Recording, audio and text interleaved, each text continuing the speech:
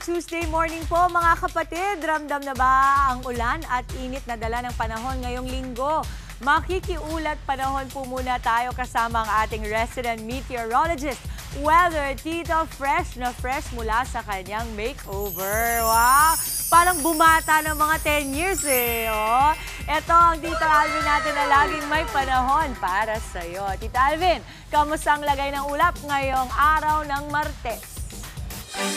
Good morning, Mama Dims, at good morning mga kapatid. Ulat panahon na po tayo ngayong araw ng Martes. Sa ngayon, binabantayan pa rin natin ito pong bagyo sa loob ng ating Philippine Area of Responsibility, ang bagyong Juaning. Bahagya po yan bumilis, pero yan po ay wala pong magiging direkta epekto sa anumang bahagi nating bansa. Ito po ay huling namata ng pag-asa sa lying around 650 kilometers east-northeast ng Itbayat, Batanes.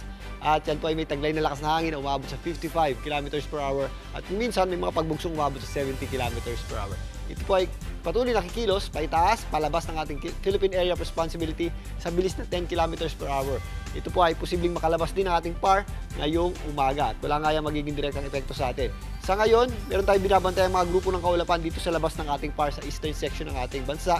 Yan po ay posibleng maging low pressure area in the next few days at posible rin makapasok sa loob ng ating Philippine Area of Responsibility. Sa ngayon, bahagyang mahina po yung ating habagat at meron din tayong tinatawag na easterlies o yung hangin na nanggagaling dito sa karagatang Pasipiko na kung saan nagdadala po yan ng mataas na tsansa ng pagulan sa malaking bahagi na po ng ating bansa, particularly sa Visayas at Mindanao.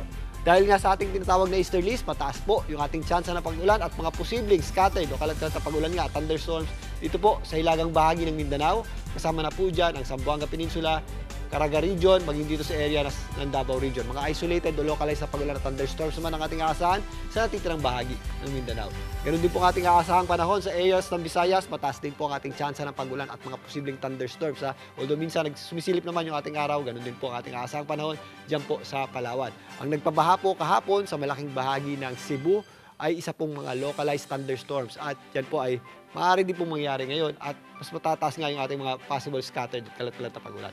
Maliwalas naman ang panahon natin sa malaking bahagi ng Luzon, maliban lang dito sa areas ng Quezon na kung saan medyo mataas din po ang ating tsansa ng pag-ulan dahil doon sa ating easterlies, ganun din po ang areas ng Bicol Region.